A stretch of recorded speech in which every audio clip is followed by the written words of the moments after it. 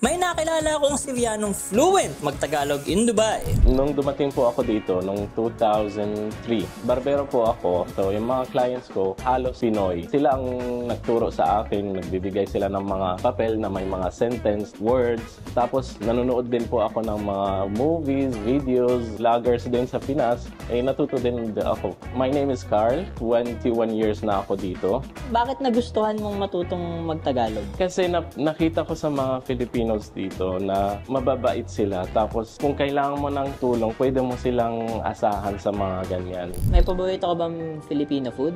Siyempre, afritada, kare-kare, adobo. Pero number 1 yung munggo. Bago kami matapos, binigyan ko ng small challenge si Kuya Carl. Nakakapagpagaban? Nakakapagpagaga? Di ko kaya. Okay lang, okay lang.